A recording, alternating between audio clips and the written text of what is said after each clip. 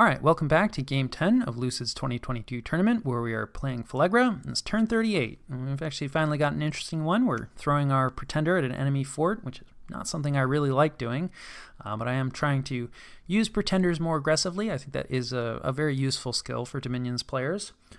So we finished research and evocation. I think we're headed up to 6. This is because eventually, hopefully, our tyrants can random into the air death crosspath, and there are some useful evocation spells at evocation 6 for that crosspath. And then let's see, Vettiheim has claimed a throne, so even though they're up against quite a few players, they're still doing decently well claiming thrones. And then looks like we have another throne claim. Yeah, I'm not actually sure who this is offhand. Golden Throne is definitely a nice one. Useful mages from that. Throne of Water, feel like maybe not as useful, especially for Vettiheim. They do have some water mages. I believe this is our Pretender. Yep. Not sure where that stack of Garms went. Oh, okay, so there must have been some fighting on this fort. Because, yeah, I have not seen the turns still that the sub did, and I mean, last that I knew, there was a massive province defense dump here. So yeah, we're definitely swooping in. Perhaps not being the best ally to Vettiheim, but on the other hand, Vettiheim has been careful, to make sure that they take care of themselves first. So it is what it is. We would like this fort, and again, I don't really want to be the person to throw myself solely at Utgard's capital. This should definitely work out for us. We do have an air shield on here to help us against the javelins. Not that we're too worried about the human thrown javelins, but we have seen Utgard recruit some of the giant javelin throwers, which could be a little dicey if a bunch of those get thrown at our Pretender.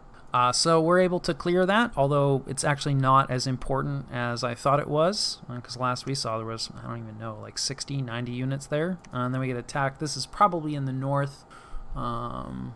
Yeah, and I think this is the place that I would have preferred them not to go. But yeah, we just have a little bit of province defense here.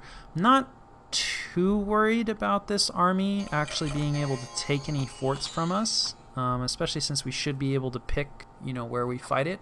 And we are, continuing to do mage recruitment. Also, we don't really need our Pretender for the battle in the south. I think we have enough stuff, so we should be able to fly our Pretender over and have her assist in any battle here if we need to turn this force around.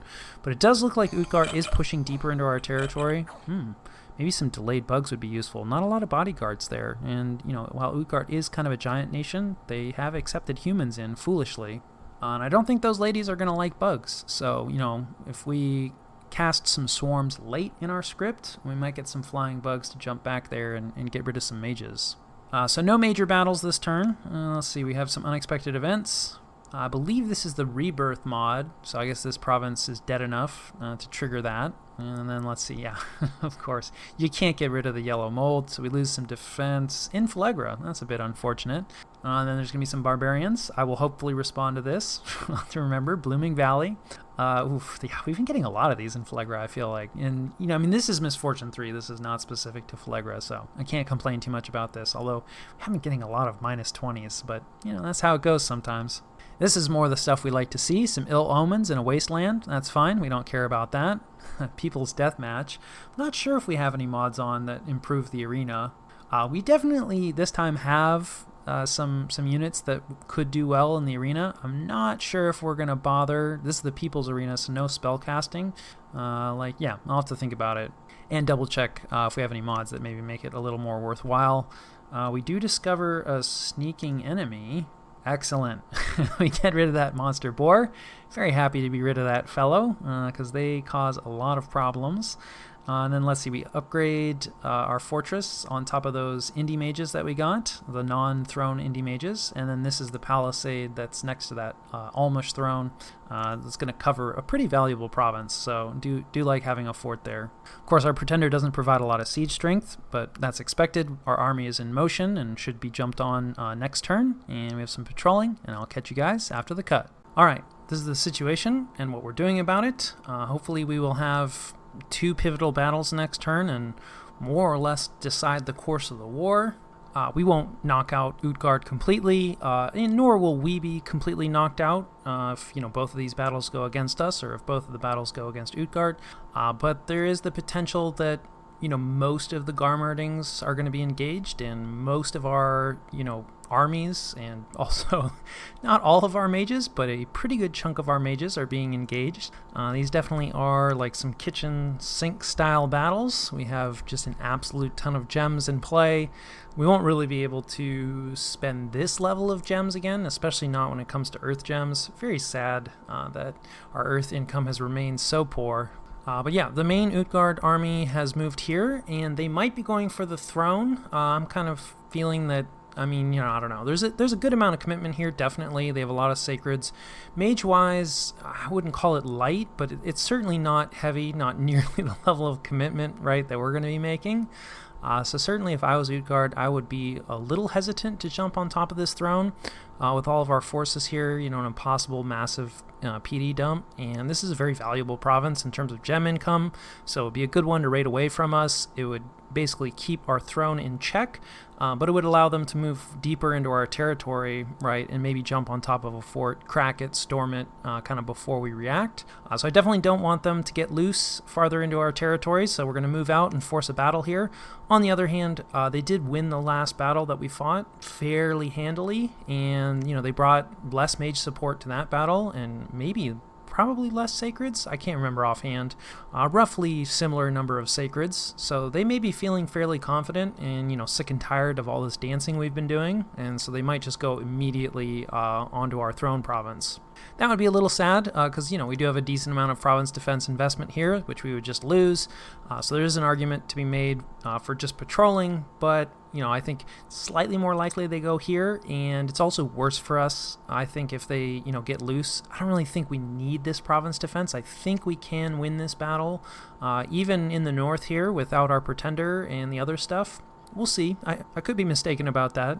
The main additions, we are going to have some gifts from heaven, hopefully. I actually did a little bit of testing, the first testing for this game, because we can't actually script gifts from heaven, but we will have it next turn. It occurs. That research is at Evocation 5.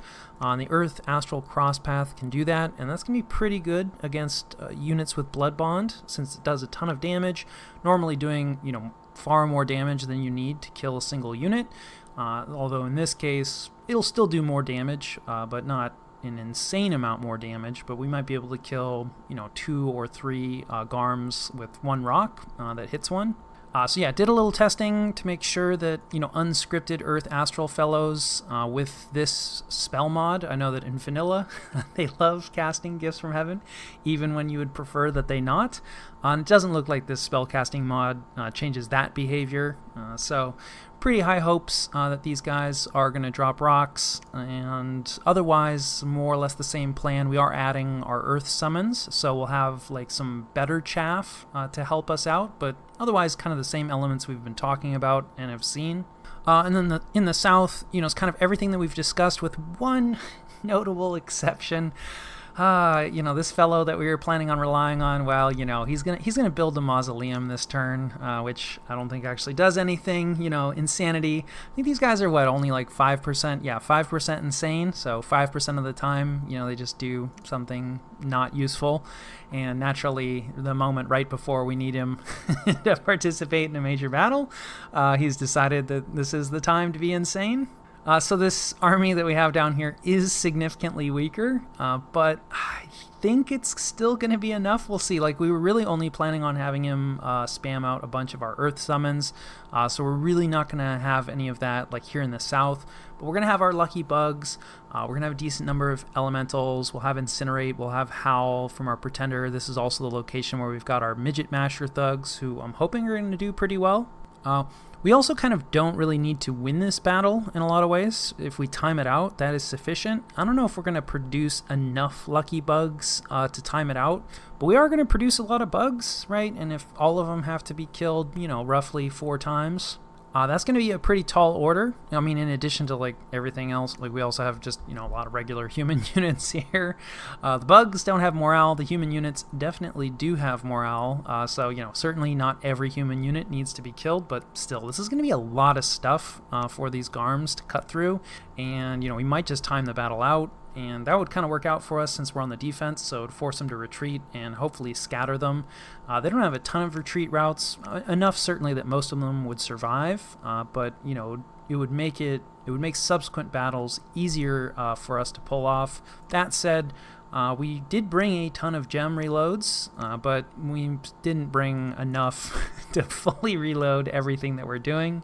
And of course, like, if everything goes completely wrong, we do have the option, hopefully, assuming this guy is not insane a second turn, which unlikely but possible, we could just throw this guy in solo. In a lot of ways, I think these guys are going to be better solo operators, because otherwise, they can be HP routed, by our relatively cowardly humans. Although in fairness, I can understand why they're not particularly motivated to fight for this nation.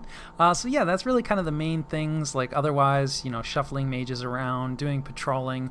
Recruitment wise, we are still getting our mages out. Let's see, I think we're still getting witches. Probably switch that next turn, hopefully.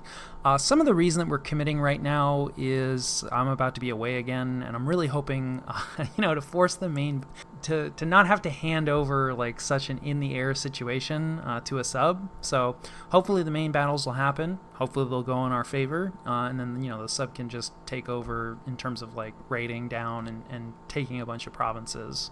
Conversely, they'll just have to try to pick up the pieces and do what they can, but it's the deciding moment won't have been in their hands, so it's not on them. Nor would it be on them, or will it be on them, if somehow the deciding battle ends up happening on their watch. I am definitely the author of this situation. So anyway, yeah, mostly the same in terms of mage recruitment, not very much in terms of troop recruitment, because we are getting another tyrant, which is sucking up pretty much all of our money, and also means that we can't upgrade or build our infrastructure here, but we should do that next turn. And then we talked a little bit about research, but yeah, the goals have not really changed. I threw Alteration 7 on here. Yeah, I mean, there's definitely some good stuff for us. We should be able to get mass protection, at least from our Pretender, and Fog Warriors we can get from our Communions, although obviously there are problems with our Communions. But, for battles like we're about to have, really major ones where we're going to sacrifice some Communion slaves, Fog Warriors is definitely something we can do. But nothing particularly inspired here. This is definitely a bit of a default pick. So, yeah, I think that more or less covers turn 38.